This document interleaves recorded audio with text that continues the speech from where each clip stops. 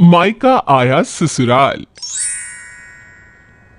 सुमित्रा की सास कल्याणी 70 साल की होने वाली थी, इसलिए सुमित्रा इस बार अपने पति राकेश के साथ मिलकर अपनी सास का जन्मदिन अच्छे से मनाना चाहती थी। और इसलिए सुमित्रा अपनी बेटी और दामाद को फोन करती है और उन्हें इनविटेशन देती है। सपना बेटी, बहुत जल्दी तेरी दादी 70 साल की हो जाएंगी, इसलिए इस बार मैंने और तेरे पिताजी ने सोचा है कि तेरी दादी का जन्मदिन अच्छे से मनाया जाए, ताकि इस बार का उनका जन्मदिन यादगार हो सके। इसलिए तू और दामाद जी दादी के जन्मदिन पर आ जाना। माँ, आप चिंता मत करो, मैं तो 2 दिन पहले ही आऊंगी और दादी के जन्मदिन की सारी तैयारी अपने हाथों से करूंगी। फिर देखना, दादी जब आखिरी सांस गिनेंगी ना, तब भी वो अपना 70वां जन्मदिन ही याद करेंगी। सुमित्रा अपनी बेटी और दामाद को बुलाकर बाकी लोगों को भी इनविटेशन देने लगती है, पर वो बेचारी इस बात से अनजान थी कि उसकी बेटी का पूरा ससुराल ही उसके घर आ जाएगा। अब कल्याणी के जन्मदिन के 2 दिन पहले ही सपना अपने ससुराल वालों के साथ अपने मायके आ जाती है। सपना के ससुराल वालों को देखकर सुमित्रा और राकेश के तो होश ही उड़ जाते हैं। नमस्ते समदन जी, कैसी हैं आप? अब देखिए ना, सपना बहू की दादी जी का जन्मदिन है, तो हम सब कैसे घर में बैठ सकती थी। इसलिए उनका जन्मदिन सेलिब्रेट करने के लिए और उन्हें खुद बधाई देने के लिए हम सब आ गए। अब आपका काम आसान हो जाएगा, है ना?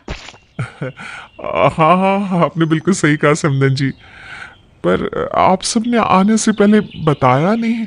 अगर आप लोग बता देते तो राकेश जी आप सबको लेने के लिए चले आते। मुझे लगा सपना अकेली आ रही है।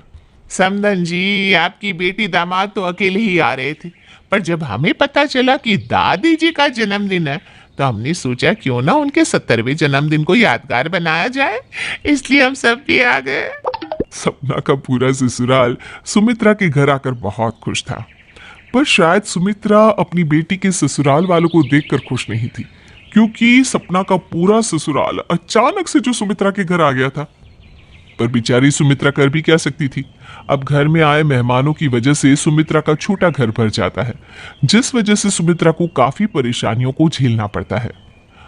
माँ, मैं नहाने जा रही हूँ और आप कपड़े प्रेस कर रही हो ना, तो निखिल जी के कपड़े भी प्रेस कर दो ना, और मेरी सासू माँ को ना ये कपड़े दे दो, आज नहाकर वो यही कपड़े पहनेंगी। ठीक है सपना, मैं ये सब कर दूंगी, पर तू जल्दी नहाकर निकलना। हाँ, तेरे पापा को भी ऑफिस जाना है, उन्हें लेट हो रहा है, और उसके बाद खाना बनाने में मेरी थोड़ी मदद भी कर देना। हाँ माँ, सारा काम हो जाएगा, आप फिक्र मत करो। इतना बोलकर सपना बाथरूम में चली जाती है, जिस वजह से राकेश नहा नहीं पाता और ना ही सुमित्रा राकेश के लिए लंच बना पाती है। अब राकेश ऑफिस जाने के लिए लेट हो जाता है, जिस वजह से वो ऑफिस की छुट्टी कर लेता है। वहीं दूसरी ओर बाथरूम के बाहर नहाने के लिए लंबी लाइन लग जाती है, और जब सीमा की बारी आती है तो पता चलता है कि टंकी का पानी ही खत्म हो गया है। अरे समदन जी, टंकी का पानी खत्म हो गया है, कुछ करो। सीमा की आवाज सुनकर जल्दी से राकेश पानी का जुगाड़ करता है। वहीं दूसरी ओर सपना और सुमित्रा अकेले घर का काम करती हैं, पर फिर भी घर के काम खत्म नहीं हो पाते और घर आए मेहमानों को भी खाना दोपहर के 3 बजे के बाद मिलता है। मैंने सोचा था सारा काम आसानी से हो जाएगा, पर यहाँ तो 3 बज गए और सुबह से मैं अपने मेहमानों को खाना भी नहीं दे पाई। तेरे ससुराल वाले क्या सोचेंगे? माँ, आप इतनी टेंशन क्यों लेती हो? काम वाले घर में थोड़ी देर तो होती ही है ना। जहां सपना इन सभी बातों से निश्चिंत थी, तो वहीं सुमित्रा इन सभी बातों से परेशान, क्योंकि घर में मेहमानों के आने की वजह से घर के काम बढ़ गए थे और पूरा घर भी फैला था। छोटे से घर में ज्यादा लोग होने की वजह से घर का काम खत्म ही नहीं हो रहा था। यहाँ तक कि रात में भी पूरा परिवार 12 बजे खाना खाता है। कितना अच्छा लग रहा है ना, पूरा परिवार साथ में खाना खा रहा है। पर समदन जी, हमें माफ करना, आपका परिवार तो 8 बजे ही खाना खा लेता है और हम आपको 12 बजे खाने के लिए दे रहे हैं। पर आप फिक्र मत कीजिए, खाना खाकर आप सब आराम से सो जाना। ये वाले कमरे में सारी लेडीज और छोटे वाले कमरे में सारे बच्चे एडजस्ट हो जाएंगे, और जेंट्स अगर एक रात ऊपर सो जाते तो दरअसल हमारे पास जो एक और कमरा है वो पूरा कमरा सामान से भर चुका है। अरे समधी जी, आप हर समय माफी क्यों मांगते हैं? ये घर भी तो हमारा अपना है, हम तो कहीं पर भी फैल जाएंगे। और कल तो वैसे भी माँ जी का जन्मदिन है, कल तो घर में और काम भी रहेगा। अगर हमारे लायक कुछ भी काम हो तो बेझिझक बताना। सीमा की बातें सुनकर राकेश की परेशानियां तो कुछ कम होती है, पर आखिर सुमित्रा और राकेश भला अपनी बेटी के ससुराल वाले से कोई काम कैसे करवा सकते थे। इसलिए वो उनसे कोई काम नहीं करवाते और खुद ही सारा बंदोबस्त करते हैं। सोचा था जन्मदिन वाले दिन बेटी के ससुराल वाले आएंगे तो उन्हें कोई कमी नहीं होगी, पर यहाँ तो बेटी के साथ ही पूरा ससुराल उठकर आ गया। अब घर आए मेहमानों से काम भी नहीं करवा सकते और घर में इतना काम है कि हम खुद कुछ कर भी नहीं सकते। इसलिए मैंने कुछ आदमी रख लिए हैं, अब वही घर की सजावट करेंगे। और याद से केक का ऑर्डर दे देना, वरना पता चला जन्मदिन में केक ही नहीं है। मैंने केक का ऑर्डर दे दिया है, पर आपने अब तक सोचा घर आए मेहमानों को आप क्या गिफ्ट देंगे? क्या उन्हें घर से खाली हाथ भेज दोगे? मैं इन सब के बारे में बाद में सोच लूंगा।